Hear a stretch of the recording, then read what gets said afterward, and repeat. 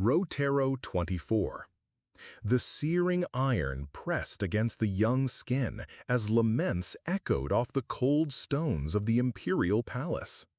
It was the year AD 67, and in the depths of Nero's private chambers, a boy no older than 15 was being prepared for a fate that would defy every convention of Rome. His eyes, still wet with tears, reflected the golden glow of the torches dancing along the marble walls, while practiced hands completed the ritual that would transform him forever. Hierocles, whose birth name was lost in the ashes of history, did not yet know that in a few months he would be hailed as the emperor's consort by the very senators who had once ruled the known world. The physical transformation was only the beginning of a journey that would reveal the darkest depths of the Roman imperial psyche. Nero Claudius Caesar Augustus Germanicus, the fifth emperor of the Julio-Claudian dynasty, had discovered in Hierocles not merely an object of affection, but a warped reflection of his own obsessions with power, control, and the subversion of all established order. What began as an imperial whim would become one of the most disturbing demonstrations of how absolute power can corrupt not only the ruler, but also those who are forced to orbit his destructive path. Hierocles had arrived in Rome like thousands of other captive youths, brought from the eastern provinces during one of the military campaigns that constantly replenished the empire with people from conquered lands. His beauty was undeniable, delicate features as if sculpted by a Greek master, golden hair that caught the Mediterranean sunlight, and a natural grace that set him apart even among the loveliest in the slave markets. Yet it was precisely this beauty that would condemn him and, paradoxically, elevate him to unimaginable heights of both power and degradation. The earliest accounts of Hierocles appear in the writings of Suetonius, who recorded in chilling detail how the youth was presented to Nero at a banquet, when the emperor, already drunk on wine and absolute authority, declared he had discovered the most beautiful creature in a boy's form. What at first seemed another of the emperor's many eccentricities soon emerged as the prelude to an obsession that would consume both tyrant and victim alike.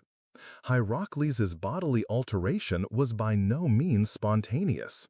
Fragmentary documents uncovered in the imperial archives suggest that Nero meticulously planned the boy's transformation, consulting Alexandrian physicians skilled in such procedures and importing perfumes and cosmetics from the Orient to complete the metamorphosis. The process spanned weeks, during which Hierocles was housed in luxurious quarters, always under guard, while his body was gradually reshaped to satisfy imperial fantasies. Tacitus, in his Annals, relates that throughout this period, whispers circulated through the palace corridors about sounds emanating from the emperor's private chambers. Nearby servants spoke of entire nights filled with unsettling noises, a blend of agony and relief, of cries and laughter, filtering through the heavy silk curtains that separated the imperial domain from the rest of humanity. Some attendants, interrogated under duress years later during Vespasian's reign, described scenes that defied comprehension. Nero dressing Hierocles in the finest silks, painting his face with cosmetics imported from India, and calling him by the names of his deceased wives, most especially Poppaea Sabina, who had perished after a violent domestic quarrel. Hierocles' first public appearance as Nero's companion occurred during the gladiatorial games of AD 67. The emperor, draped in a purple toga embroidered with gold thread, presented the transformed youth to Rome's elite as his cherished consort. The silence that followed spoke volumes. The gray-haired senators who had served under Claudius and Caligula bowed their heads, their pale faces reflecting horror and helplessness in the face of pure imperial dominance. No one dared object, no one dared protest. Fear had become the sole constant in Roman political life. In those early public outings, Hierocles cut a figure both mesmerizing and tragic. Clad in the finest Eastern silks, his face carefully made up to accentuate his androgynous beauty, he moved with a studied grace that suggested rigorous training and deep resignation. Contemporary witnesses described his eyes as windows to an abyss, reflecting a sorrow that no amount of gold or power could fully conceal. The relationship between Nero and Hierocles swiftly became the center of palace life. The emperor, already known for volatile and complex liaisons, found in Hierocles a blank canvas upon which to project his darkest fantasies. Letters preserved in the Herculaneum archives, discovered centuries later, reveal the obsessive nature of this bond. In one missive, dictated by Nero to a scribe, the emperor called Hierocles his most perfect creation, molded by his own hands to embody every one of his desires. But Nero's creation was not merely physical. Hierocles underwent a re-education meant to erase his prior identity entirely. Private tutors taught him feminine etiquette, dance, music, and domestic arts deemed appropriate for a Roman matron. Simultaneously, he was forced to forget his native tongue, forced instead to adopt a Latin dialect Nero considered more feminine and pleasing to his ears. The transformation extended far beyond formal lessons. Records from the time suggest Nero spent hours observing Hierocles, studying every movement, expression, and gesture as an obsessive sculptor would refine his masterpiece. Servants later testified that they often found the emperor silently gazing at Hierocles as he slept, his features illuminated by the flickering glow of oil lamps. Their bond, if it could still be called that, was marked by a power dynamic that transcended Rome's already intricate hierarchies. Hierocles was not merely a court favorite. He had become an extension of Nero's personality, a living mirror of his fantasies and obsessions. In public, the emperor addressed him with exaggerated deference, calling him "my lady" and "my consort," titles that made the senators tremble, not for their absurdity, but for the absolute authority they implied. During religious festivals, Hierocles was compelled to participate in rites traditionally reserved for married women of Roman citizen status. Draped in a white stola and veiled to mask his masculine features, he offered sacrifices to the household gods while Nero watched, visibly gratified. Initially scandalous, these ceremonies gradually became normalized through habit and fear. Others recounted bouts of uncontrollable agitation when he smashed priceless objects in his quarters, as if attempting to break the invisible chains that bound him to a life he had not chosen. Paradoxically, Hierocles also developed a form of warped affection for his captor and creator. Modern scholars would recognize this as an extreme manifestation of Stockholm Syndrome, but to contemporary observers, it seemed a confirmation of Nero's claims to have fashioned the perfect companion. In intimate moments, surreptitiously witnessed by discreetly positioned servants, Hierocles would show genuine tenderness toward the emperor, caressing him softly and whispering comfort through Nero's frequent nightmares. These displays of affection were not mere performances. Letters discovered in Pompeii suggest Hierocles had developed a pathological emotional dependence on Nero, a desperate need for approval that led him to anticipate the emperor's desires and mold his own behavior to match perceived expectations.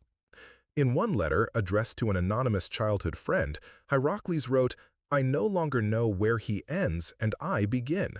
Perhaps there was never a true me, only this creature he sculpted from my flesh and soul." Hierocles' influence over Nero also became increasingly apparent. The impulsive, mercurial emperor began to obsess over his creation's appearance and well-being. Imperial decrees regulated the fabrics Hierocles could wear, the perfumes applied to his skin, even the quality of water he drank. These edicts, preserved on papyri found in Alexandria, reveal a level of micromanagement suggesting an obsession that had transcended desire to become a total psychological fixation. Initially horrified by Nero's eccentricities, the imperial court gradually adapted to Hierocles' presence. Senators who once shunned him began to court his favor as they would any imperial consort. Lavish gifts were offered, political favors traded, and alliances forged through his mediation. Hierocles, once a helpless victim, slowly discovered that he wielded real power, even if it was entirely derivative of his relationship with the emperor. That realization marked a turning point in Hierocles' psychological evolution. Contemporary accounts describe a gradual shift in his posture and demeanor. The resigned sadness of his early months gave way to a calculating confidence that alarmed even Nero's most trusted advisors. Hierocles began voicing opinions on political matters, influencing appointments, and even meddling in military decisions.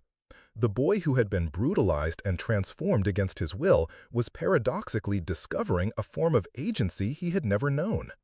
His newfound power did not go unnoticed on Nero's enemies. Conspirators, long plotting the emperor's downfall, saw in Hierocles a potential tool. Documents unearthed in the ruins of a villa at Baia reveal coded correspondence among dissident senators discussing using Hierocles' influence to moderate or redirect imperial policies. These letters, concealed in ceramic jars, show that Rome's elite recognized that the path to Nero's heart and mind ran inevitably through his artificially created consort. Yet Hierocles proved more cunning than his would-be manipulators imagined. Rather than become a puppet, he played a complex double game, informing Nero of some approaches while maintaining discreet channels with the opposition. This survival strategy displayed a political acumen few suspected lay behind the mask of femininity. Nero's paranoia, always central to his character, intensified as he realized Hierocles had become a target. The emperor ordered increasingly elaborate security measures, assigning Praetorian guards specifically to protect his consort and further restricting his movements within the palace. The youth who had lost his physical freedom through bodily alteration now found his freedom of movement stripped away by obsessive protective measures. This escalation of paranoia and protection created a suffocating tension in the imperial apartments. Servants reported that even the air seemed laden with expectation and dread, as if all awaited an imminent catastrophe. Hierocles, trapped in his gilded and silken prison, began to exhibit signs of psychological claustrophobia, violent nightmares and panic attacks during which he begged to be released from his golden cage. Court physicians consulted on these episodes offered diagnoses that revealed both their ignorance and the complexity of the situation. Some proposed he was possessed by evil spirits. Others recommended bloodletting, based on the humoral theory, which only worsened his condition. Nero, confronted with his creation's mental deterioration, oscillated between rage and despair, blaming doctors one moment and the gods the next for this perceived betrayal of his perfect work. The drama grew more convoluted when rumors spread that Hierocles was expecting a child. Though anatomically impossible after his transformation, the idea seized the public imagination and swept through Rome like wildfire. Nero, far from refuting the gossip, seemed to encourage it, perhaps as a means of legitimizing their unconventional union. Elaborate ceremonies celebrated the supposed pregnancy, complete with fertility sacrifices and feasts where Hierocles' belly was artificially padded to suggest an expectant mother. That charade of pregnancy marked perhaps the highest point of their shared descent into madness. Initially reluctant, Hierocles gradually began to believe in his own performance, developing psychosomatic symptoms of pregnancy, morning nausea, extreme mood swings, even phantom fetal movements.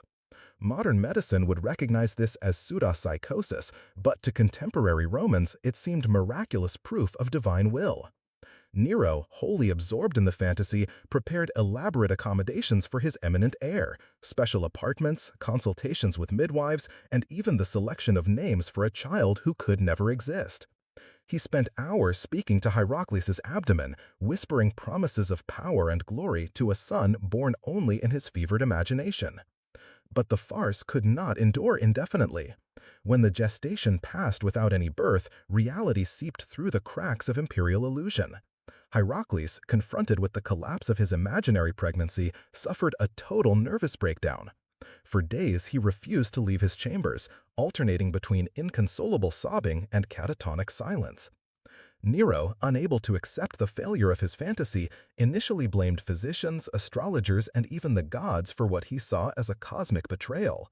His fury manifested in increasingly violent outbursts, priceless artworks destroyed, threats against anyone suggesting the pregnancy had always been a shame.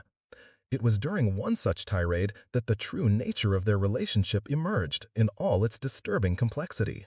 Witnesses later recalled that, after hours of uncontrollable rage, the emperor fell at Hierocles' feet, pleading for forgiveness and promising anything to restore their harmony. Hierocles, in turn, demonstrated surprising emotional maturity, comforting the emperor with genuine tenderness, whispering soothing words, and brushing his hair as Nero wept. This moment of mutual vulnerability marked the start of a new phase in their bond, an even more intense codependency. Hierocles had become not only Nero's object of desire, but his emotional confidant, the sole person before whom the ruler of the known world could show weakness without fearing betrayal. That emotional intimacy, more profound and unsettling than any physical aspect of their union, bound them inextricably. As Nero's paranoia deepened and his political backing crumbled, Hierocles became his only source of emotional stability. The boy who had begun as a helpless victim now stood paradoxically as the emperor's closest advisor. His opinions were sought on state affairs and often heated, his personal preferences shaped imperial policy, and his favor or disfavor could seal the fate of senators and generals. Observers noted that many of Nero's most disastrous decisions in his final months seemed driven less by rational strategy and more by the wounded resentments of a traumatized youth elevated to power. Some historians later argued that the young consort's subtle revenge motivated policies concerning captive peoples and punishments for those who crossed him. Their relationship had become a microcosm of imperial corruption. Nero, the ruler who believed he had fashioned the perfect companion, discovered he had in fact created a mirror to his own obsessions and failings. Hierocles, a victim turned influential figure, could never fully escape the trauma of his forced transformation, channeling his pain into a persistent, though nuanced, form of psychological manipulation. The last months of AD 68 saw a wave of military revolts that threatened Nero's throne. As news of defeats reached Rome, the atmosphere in the palace grew ever more desperate. Hierocles, aware that his fate was inseparable from the emperor's, displayed panic he tried but failed to conceal behind his cultivated mask of femininity. In those final weeks, servants overheard conversations between Nero and Hierocles that laid bare their tragic bond. In one such exchange, recorded secretly by a hidden attendant, Nero reportedly said, "If I must perish, at least I have created something beautiful in this world." To which Hierocles replied, "You did not create me, you destroyed me. Yet perhaps in destruction I have found a life I would never have known otherwise." That philosophical acceptance of their impossible situation revealed an emotional depth that contrasted starkly with Nero's growing instability. As the emperor swung between denial and panic, Hierocles seemed to attain an inner peace rooted in acceptance of his paradoxical nature. Nero's death in AD 68, whether by suicide or murder, abruptly ended Hierocles' imperial existence. Stripped of his protector, the youth who had been remade as a woman, elevated to consort, and appointed political advisor, suddenly found himself vulnerable in a world that had no place for someone like him. Historical records of Hierocles' final fate remain fragmentary and contradictory. Some sources claim he was swiftly eliminated by the new regime, an embarrassing reminder of Nero's excesses. Others suggest a more complex and perhaps more tragic outcome.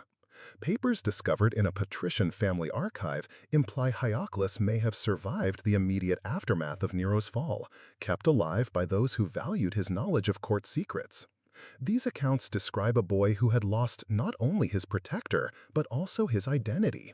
Without the imperial context that had given meaning to his altered existence, Hierocles is said to have descended into profound psychological confusion, unable to reconcile the multiple personas forced upon him.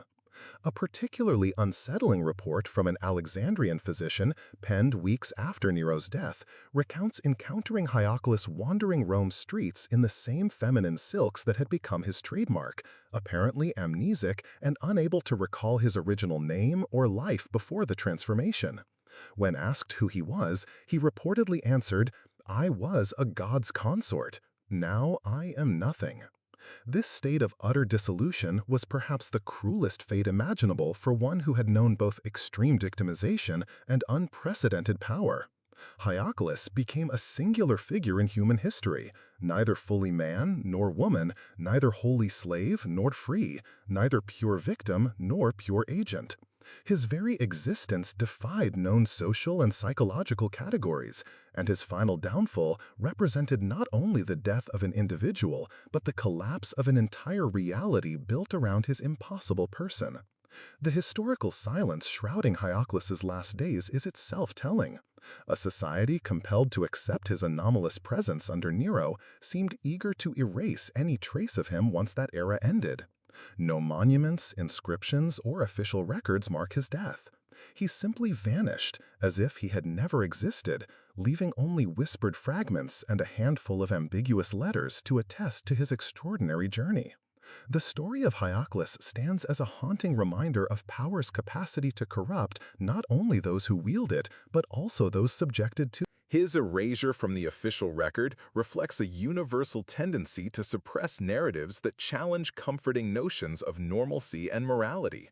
Yet the surviving fragments of his story continue to haunt our understanding of that period, reminding us that even in humanity's darkest chapters, there are experiences that resist simple categorization.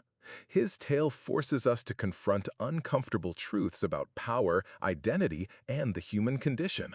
It shows how extreme circumstances can create forms of existence that defy our most basic assumptions about what it means to be human. At the same time, it demonstrates the resilient human spirit's ability to find meaning amid impossible conditions.